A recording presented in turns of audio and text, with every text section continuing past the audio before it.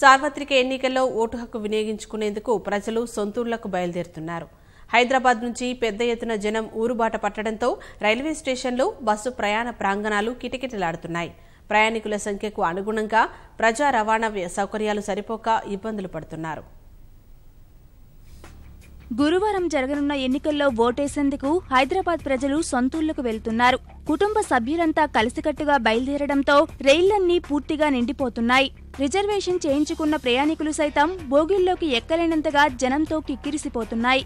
ఇక సాధారణ బోగీల్లో ప్రయాణించే వారి కష్టాలు వర్ణనాతీతం. కాలు తీసి కాలు పెట్టడానికి సందు లేకుండా పోతోంది.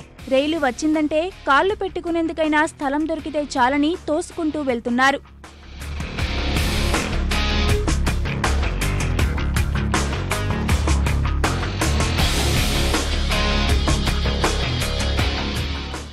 సికింద్రాబాద్, హైదరాబాద్, కాచిగూడ రైల్వే స్టేషన్లు ప్రయాణికులతో రద్దీగా మారాయి. వీటి నుంచి ఏపీకి నిత్యం 40కి పైగా రైళ్లు నడుస్తుంటాయి. వీటితో పాటు వేసవి వల్ల 9, 10, 11 తేదీల్లో మరో 36 ప్రత్యేక రైళ్లు నడుపుతున్నారు.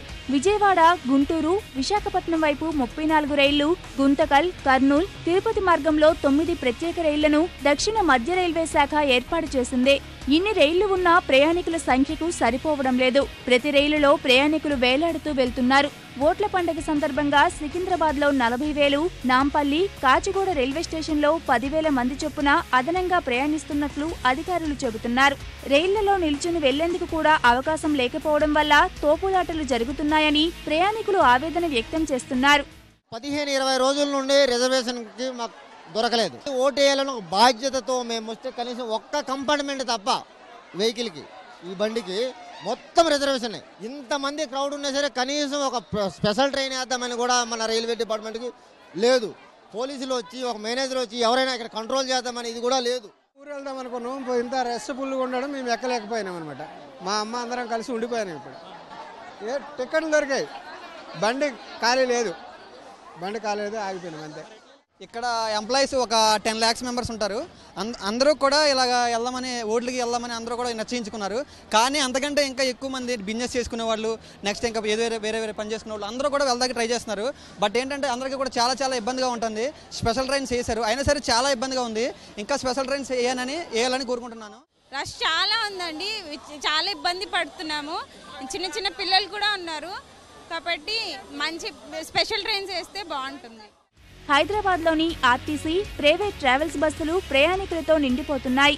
ఆర్టీసీ ప్రత్యేక బస్సులకు ప్రస్తుతానికంటే 1.5%, ప్రైవేట్ ట్రావెల్స్లో 2 నుంచి 3 రెట్లు అదనంగా ఛార్జీలు వసూలు చేస్తున్నాయి.